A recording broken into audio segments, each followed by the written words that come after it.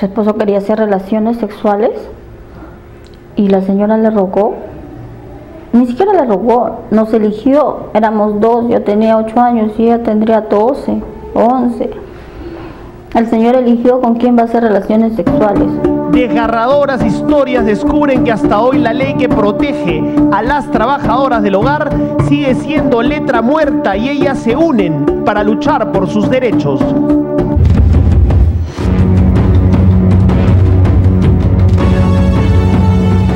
Quizá usted no lo sabía, pero el 30 de marzo se celebra el Día de las Trabajadoras del Hogar. Y esta fecha debe ser propicia no solo para rendir homenaje a las personas que nos ayudan, sino sobre todo para reflexionar que según las cifras que tenemos y que son fehacientes, el 92% de las empleadas del hogar trabajan en condiciones en las que no son respetados sus derechos. Y tienen derechos, están en la ley. Así que vale la pena repasarlos y vale la pena reflexionar sobre modos en que el trabajo de estas personas sea mejor reconocido. Veamos el reportaje que ha preparado Valery Vázquez de Velasco. Hemos cuidado muchos hombres, muchas mujeres, hemos dado cariño, es lo más sagrado de ellos. Y cuando llegan al Parlamento y cuando son autoridades, no se acuerdan de estas mujeres que un día les hemos apapachado, un día les hemos dado cariño. Mujeres fuertes, luchadoras, decididas y ahora organizadas. Hablamos de las empleadas del hogar, el sector más informal de todos, el que trabaja prácticamente sin horarios, casi siempre sin contrato, sin un rango de sueldos y la mayoría de veces sin beneficio alguno. Una empleada del hogar, a diferencia de otro tipo de trabajador, no tiene derecho a los beneficios por maternidad, pocas veces tiene seguridad social y la ley aún no obliga a los empleadores a contratarlas por escrito. Como trabajamos dentro de un hogar, dentro de una casa, como parecería que no entra la legislación laboral, ¿no? Estamos invisibles y nos han hecho creer la sociedad que nosotros somos parte de la familia, ¿no? Pero muchas veces nosotros nos preguntamos si somos parte de la familia, ¿por qué nos separan los platos? ¿Por qué nos dan comida que sobra? ¿Por qué comemos comida recalentada? ¿No? ¿Por qué dormimos en los cuartos de depósito donde ya no quieren esas cosas, incluso donde duerme el perro? Ledy Mozombite es la secretaria general del Sintraol, uno de los sindicatos de trabajadoras del hogar que hay en el Perú. Ella conoce sus derechos a la perfección. Ha viajado a Bruselas y a Ginebra buscando mejorar las leyes de las empleadas que trabajan precariamente en nuestro país y en el mundo. Ha trabajado desde muy niña y su fortaleza es indiscutible. Sin embargo, basta preguntarle el porqué de su lucha para que explote en llanto y con un ejemplo grafique lo que viven algunas trabajadoras del hogar. Si yo pudiera cambiar con una mirada, cambiaría la situación de las trabajadoras del hogar.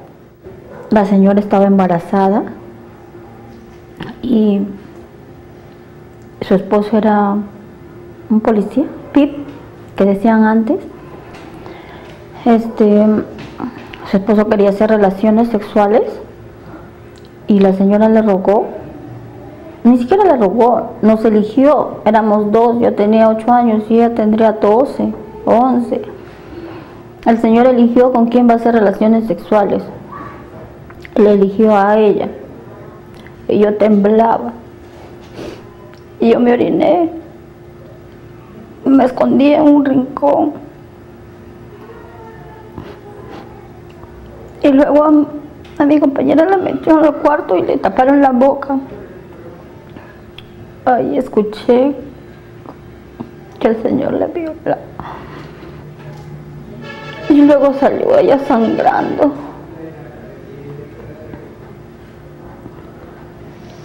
Yo creo que me desmayé, no sé. Pese a todo, Ledy logró salir adelante. Estudió, construyó esta casa y formó su propia familia. Sin embargo, al otro lado de Lima, Lucía Chura Chura, quien llegó a los 13 años desde Puno, no tuvo la misma suerte. A sus 63 años, con el área cervical desviada, una hernia lumbar y problemas en la cadera, recién se ha enterado que la pareja a la que sirvió por 50 años como empleada debió pagarle por lo menos un sueldo.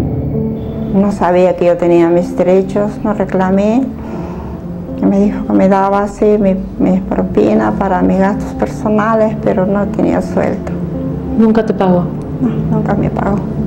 ¿Cómo era tu vida aquí? Nunca he salido. Nunca tuve salidas, nunca tuve paseo. No me puedo quejar de la comida. Comía la misma comida que comía ella, la misma comida que comía yo. Es lo único bueno que tuve. ¿Eso es lo único bueno? Eso es lo único. Después, todo fue un desastre. Y no tuve nada. Nada tuve. Murió todo. Se vino abajo. Cuando la pareja murió, Lucía no tenía nada. Sin ahorros, sin familia y solo con estudios básicos, se quedó temporalmente en la casa donde siempre vivió. Entonces aparecieron los sobrinos de sus fallecidos empleadores, personas que nunca antes había visto y que llegaron a reclamar el inmueble.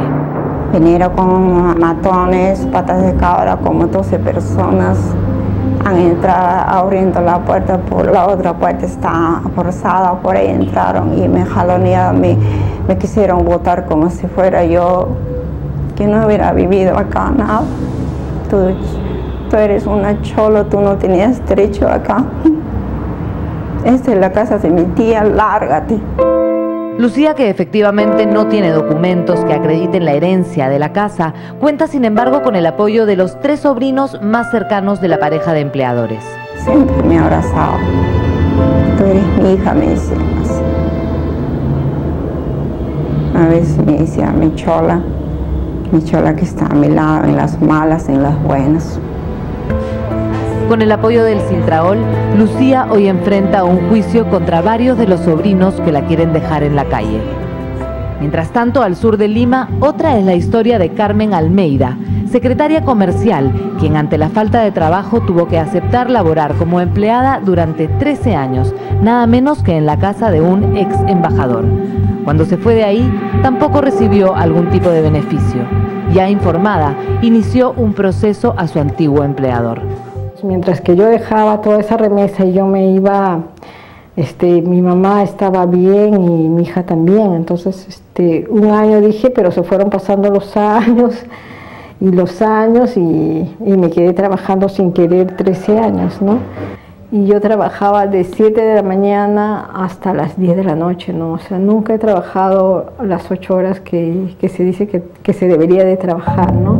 Pero eso no fue lo peor.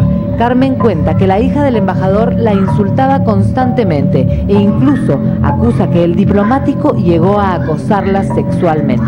Trataba de hacerme tocamientos que en algún momento los llevo a hacer y son cosas que a mí me cuestan contarlas. No podía contarle yo estas cosas a mi familia, ¿no? Porque yo sé que de lo que yo trabajaba necesitaba todas estas cosas, ¿no? Entonces nunca pensé manifestar estas cosas porque uno las tiene muy, muy guardadas.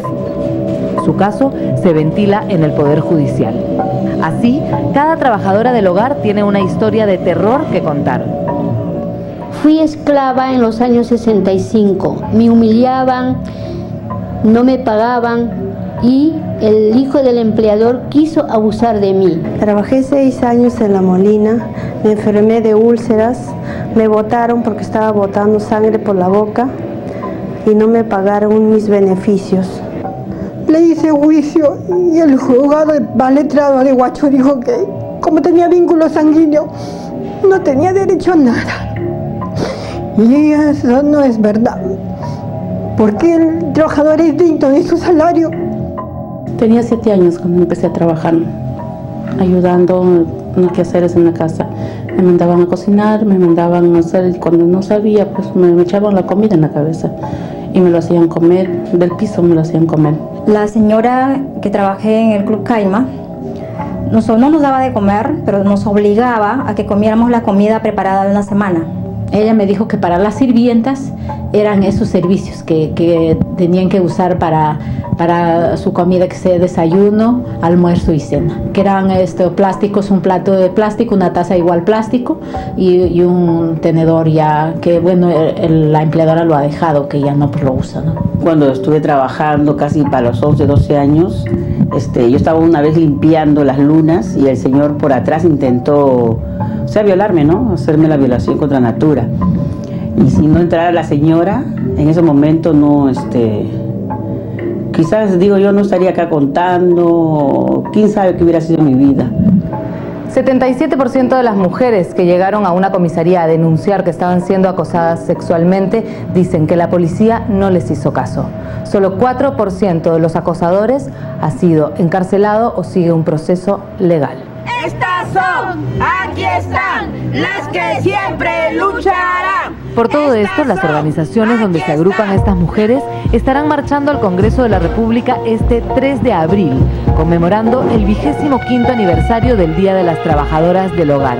Una ocasión para exigir la ratificación del Convenio 189 de la Organización Internacional del Trabajo, que se aprobó en el año 2011, y así brindar un mejor marco legal y laboral para esta clase de empleo.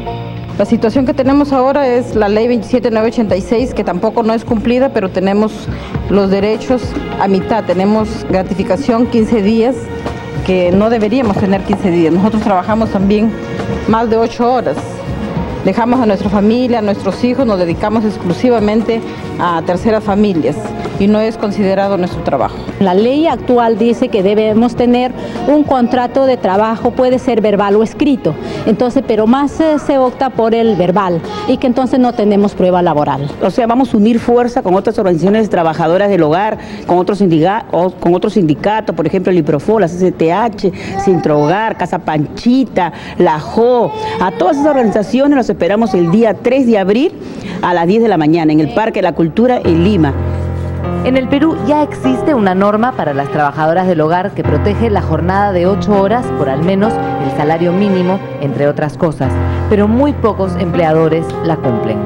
El convenio y las leyes tratan de cambiar esa institución, digamos, de servidumbre a convertirla en una relación de trabajo moderna, donde haya no un señor o una señora, no una dueña de la casa, sino un empleador, y no una chica, ¿no es cierto?, o la empleada, sino una trabajadora. La norma peruana debería garantizar a las trabajadoras del hogar una jornada de trabajo de 48 horas, es decir, 8 horas diarias. En este momento se trabaja de 12 a 17, al menos el salario mínimo. En este momento solo el 8% de las trabajadoras del hogar ganan el salario mínimo, las otras están más abajo del salario mínimo.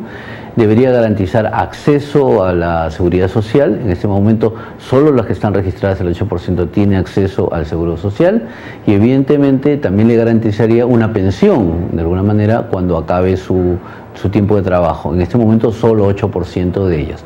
De un universo de más de 450.000 según el Ministerio de Trabajo, y cifras del Ministerio de la Mujer hablan de 700.000 mujeres vinculadas al trabajo del hogar en este momento.